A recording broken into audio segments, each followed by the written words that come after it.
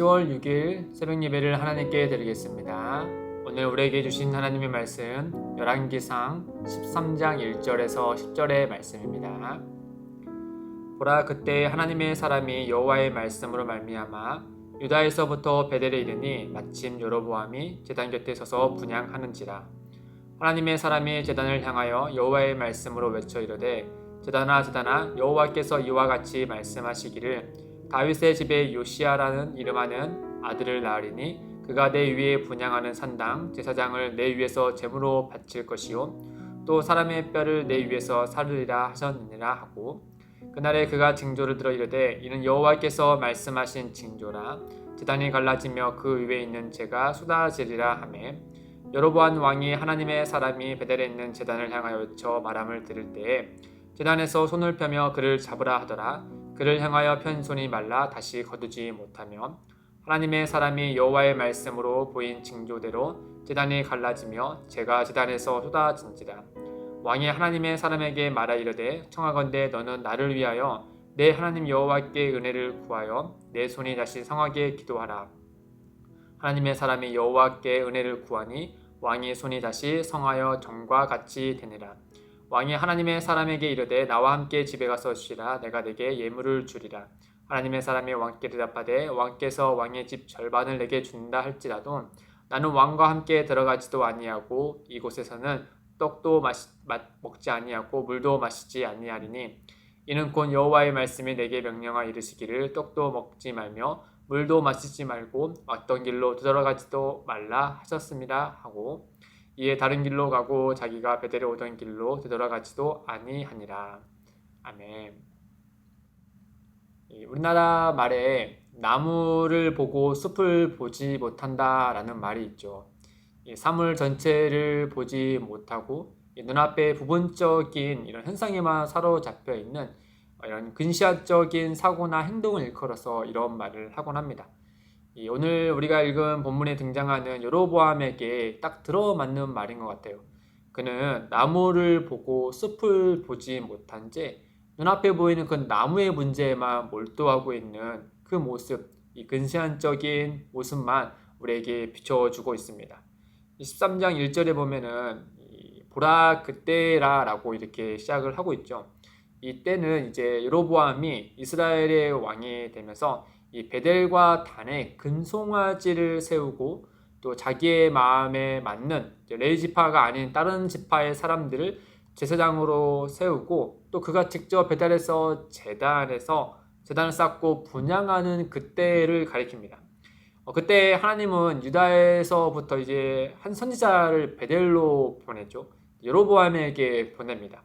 하나님의 사람 하나님의 말씀을 따라 이 베델에서 분향하는 여로보암을 향해서 이렇게 외칩니다. 2절에 보시면, 하나님의 사람이 제단을 향하여 여호와의 말씀으로 외쳐 이르되, 제단아 제단아, 여호와께서 이와 같이 말씀하시기를, 다윗의 집에 요시야라는 이름하는 아들을 낳으리니 그가 내 위에 분향하는 산당 제사장을 내 위에서 제물로 바칠 것이요 또 사람의 뼈를 내 위에서 사르리라 하셨느니라 하고, 그러니까 훗날 다윗의 집에 이제 요시야라는 왕이 등극할 때 지금 이 제단에 다 허물어질 것이고, 또 그의 일을 했던 모든 제사장들이 다 멸하게 될 것이다 라는 메시지입니다.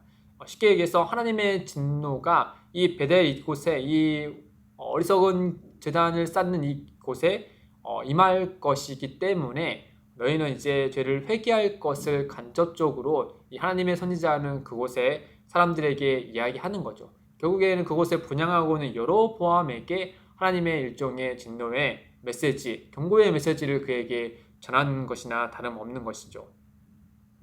그러고 나서 하나님의 사람은 하나님께서 말씀하신 바가 진짜 이루어질 것이다 라는 것으로 한 가지 징조를 보여줍니다.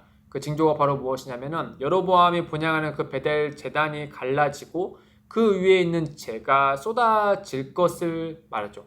이렇게 됨으로 인하여서 하나님이 말씀하신 바가 반드시 이루어질 것이다 라는 사실을 그 여로보암에게 얘기해요.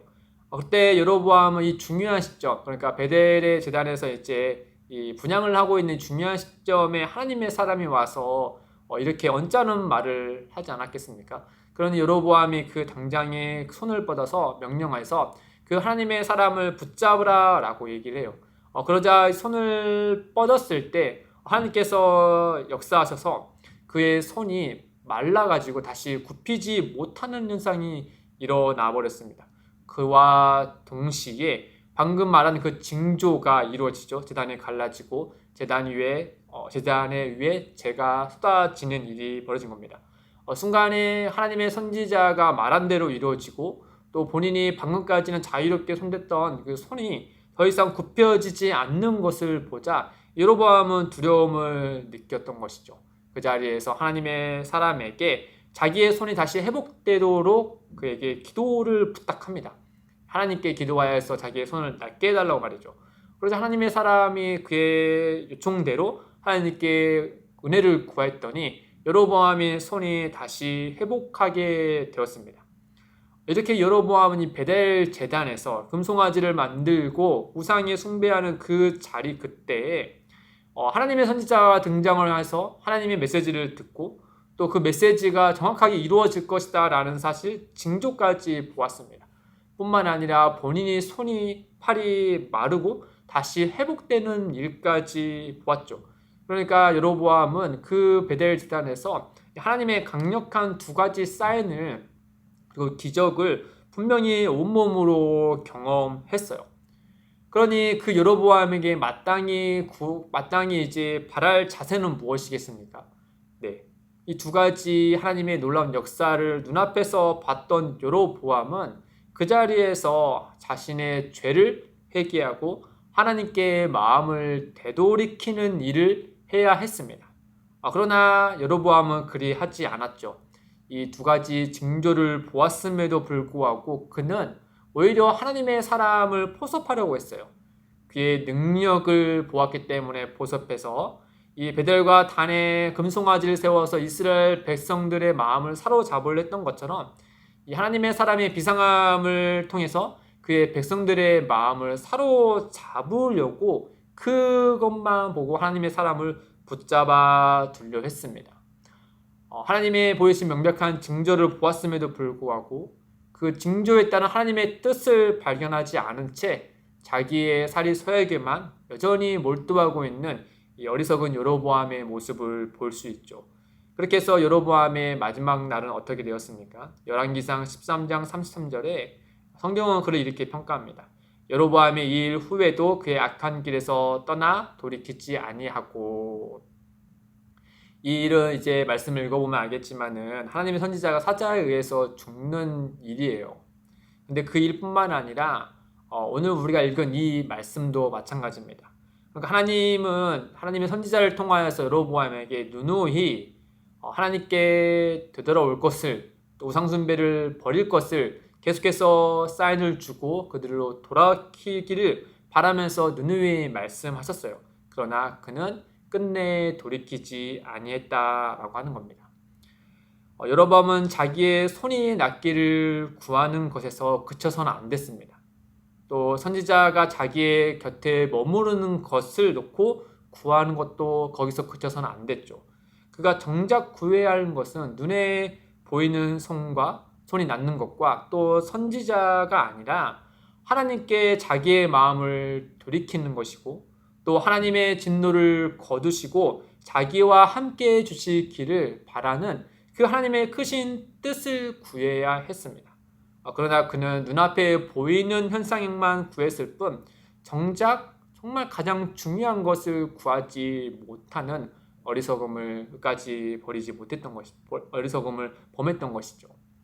사랑하는 성도 여러분, 여로보암은 나무는 보되 숲은 보지 못한 어리석음을 범했습니다. 생각해보면 실은 우리의 일상도 마찬가지가 많죠.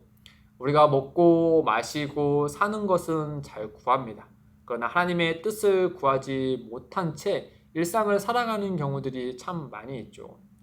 실은 하나님께서 우리의 삶을 두신 크고 기쁘신 뜻을 구할 때 그의 필요한 먹고 마시고 사는 것들이 정말 해결됨에도 불구하고 우리는 이 주객이 전도되어서 정작 구해야 될 것은 구하지 않은 채 또 구하지 않아도 하나님께서 모든 것을 아시고 구하여 줄 것만 우리는 몰두하고 있는 우리의 모습을 보게 되는 거죠.